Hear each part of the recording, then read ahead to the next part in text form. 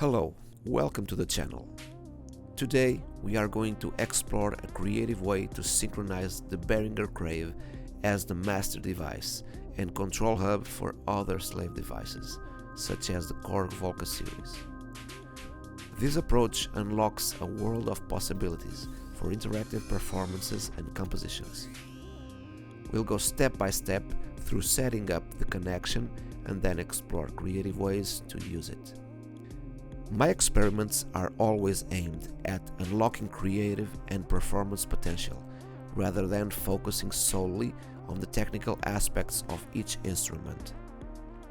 If you'd like to support my research work, feel free to visit my Patreon or buy me a coffee. I truly appreciate it. Step 1. Synchronization. We will be using 4 devices in this tutorial. The Behringer Crave as the master clock and trigger source, and 3 Korg Volca units, the Volca Bass, Volca Drum and Volca FM. We'll use 3 different outputs from the Behringer Crave patch bay to synchronize the synthesizers. First synchronization. Crave's assigned sequencer clock output to Volca Drum. Connect the assigned output on the Crave to the sync in of the Korg Volca Drum.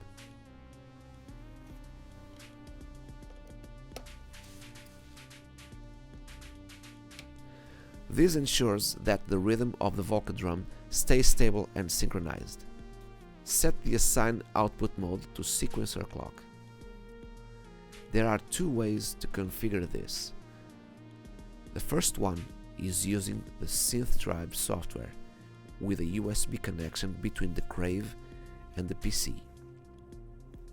In the General tab, set Assign Value to Sequencer Clock. The second one is using the Crave's button-specific combination in 3 steps. Step 1. Press Shift plus Hold plus 8. Then press Step to light up the LED 2 or page 2. Second step. Press 2 on the keyboard corresponding to sequencer clock. Step 3. Press Shift plus Hold plus 8 again to save. For this connection to work, both the Crave and the Volca drum must have an active pattern in play mode. When we press play on the Volca, it waits for the Crave's play command.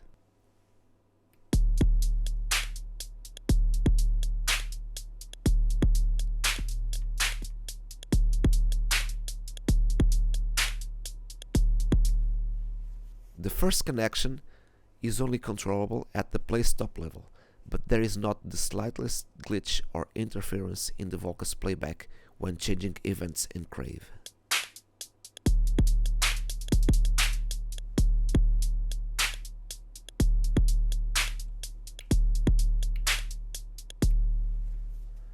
Second synchronization. Envelope out to Volca FM. The second sync point will be the patch base envelope, which in this case I'll connect to the Volca's FM sync in.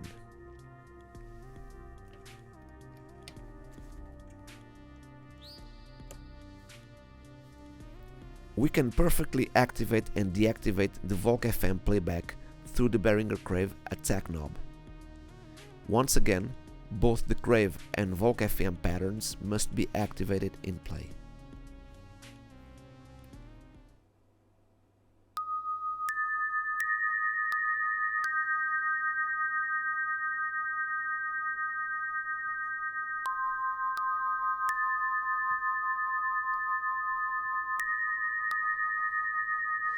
When the attack knob on the Crave is set to 0, the Volca plays. Once a certain attack value is reached, reproduction stops, which gives us a fantastic element of control. Remembering that the point at which the attack knob deactivates the Volca FM depends on the ratio between attack and decay on Crave. We can also control the playback on the decay knob. But if we want to have a bass synthesizer emitting from the Crave itself, it is advisable to work with decay at high values and let the attack control the Volca's playback, since the result for the bass sound is almost imperceptible. Third synchronization: gate output to Volca bass. The third synchronization point will be made with a slightly more complex signal path. We will control the third Volca, in this case the Volca bass, using the gate output of the patch bay, which will be directed to the VC Mix potentiometer. VC Mix will control the Volca's playback. Let's do the following steps. First, we connect the gate output to the Mix 1 input to activate playback with the first half of the VC Mix button stroke.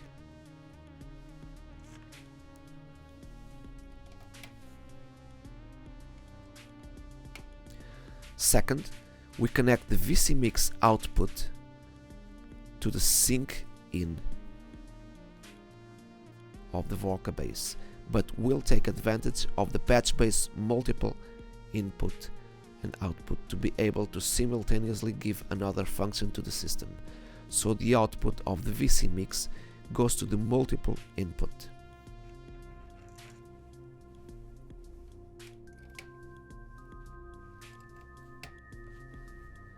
Third, we connect the first multiple output to the Korg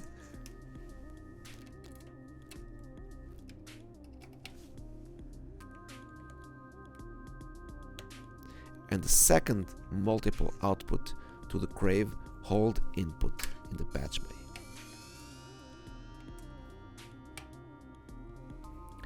This way, we have 4 devices synchronized via control voltage, without MIDI or USB cables. A small island of composition that manages to be self-sufficient and extremely musically suggestive.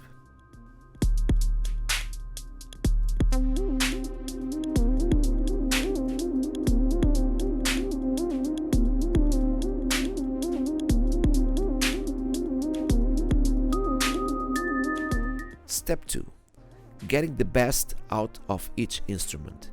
I will suggest possible uses of the tools that each of the devices has to create compositions that make musical and structural sense. Let's start with a Behringer Crave, working on a bass line and whole note philosophy. First, we will record an 8-step sequence on the sequencer as the foundation of the composition. Let's take the steps to record and save the pattern. Step 1. Let's press Shift plus Reset plus Pattern to clear memory.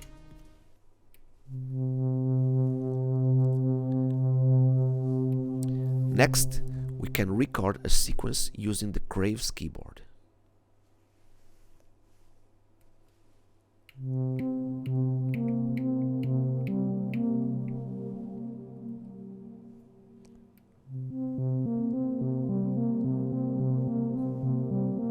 Okay. Third step, in the end, we can save the pattern by holding Shift plus Play Stop for 2 seconds. Then choose a memory slot from 1 to 8 using the keyboard. I will select the memory 1.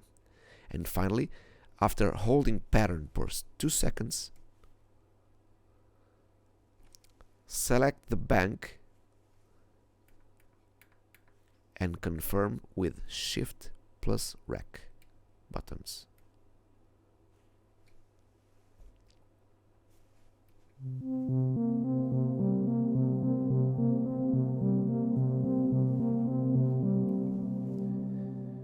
We can use the VC Mix knob to alternate between the sequence and a fixed note, adding dynamic composition zones.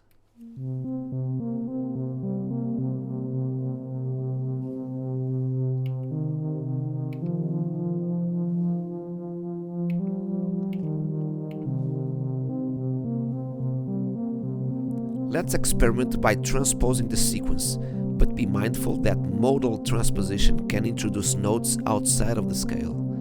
A safe approach is to record only root notes and perfect fifths, ensuring a harmonically consistent bass line.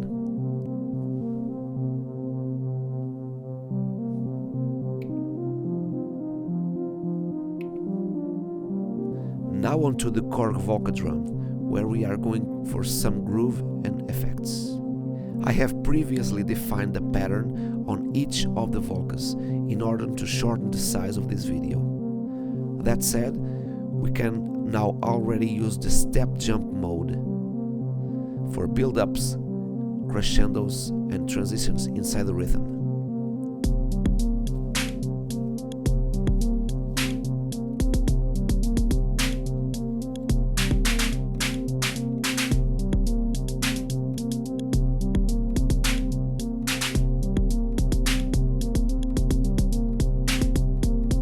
We can always reserve a sample that has not recorded in the pattern to feed the internal delay effect and add extra layer or effects over the beat.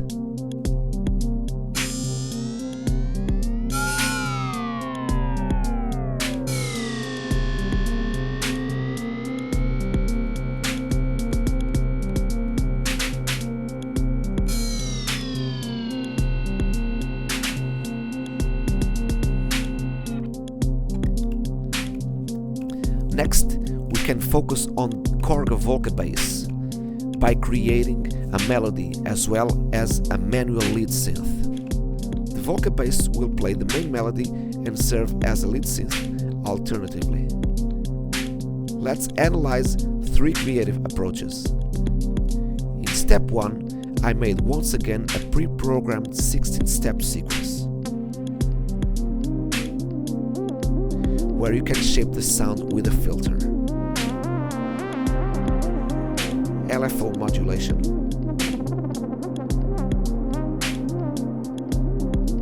and peak knob, and so on. In step 2, we use a simple live performance mode, overriding the sequence by playing the keyboard manually. It will be perfectly combined with a pattern once we raise our fingers from the Volca's key strip.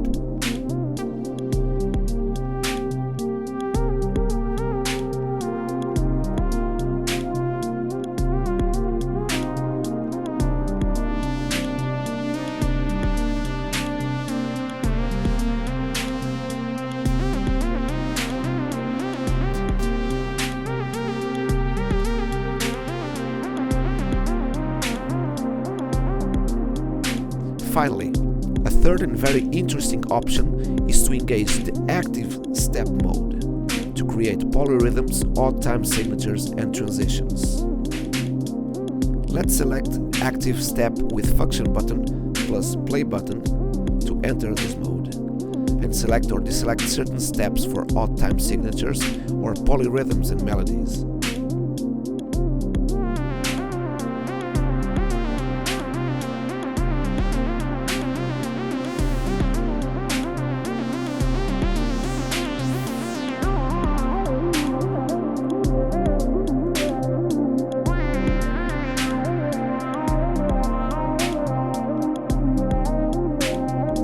Don't forget that our VC Mix knob on Craves can simultaneously control the hold mode internally and also create a drone effect on the Volca bass when the knob is fully to the right.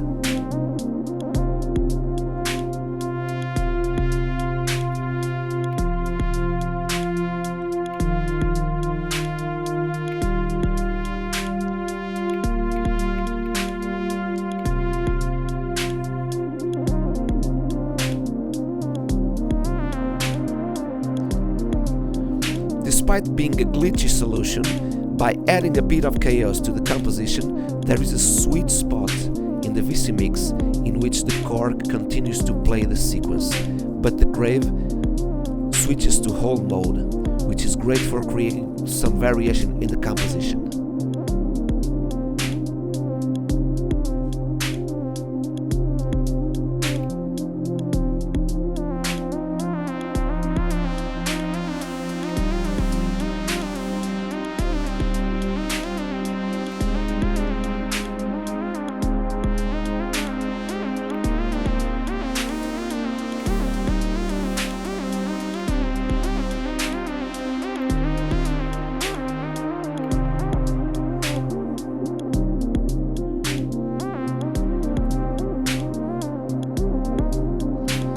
Finally, we can use the Korg Volca FM to add that extra classic arrangement with some melodic fills and sustained chords contexts.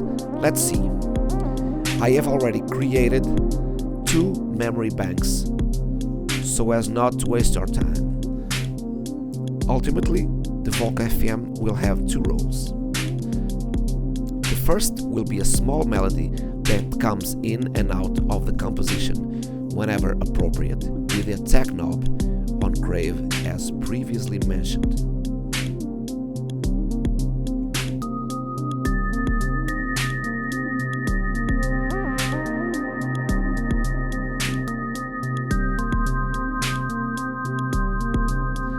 The second role will be harmony, with a specific choice of chords that will be held along some section of the composition. In Memory 2, I created a sequence of 4 chords with some logic between them.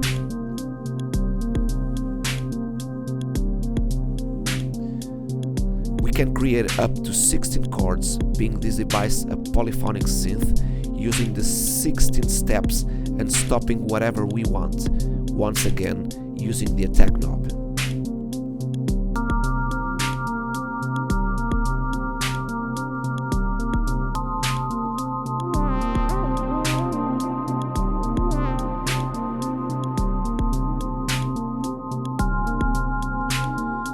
Remembering that I use maximum decay on the Volca FM carrier in order to extend the duration of the chord as much as possible.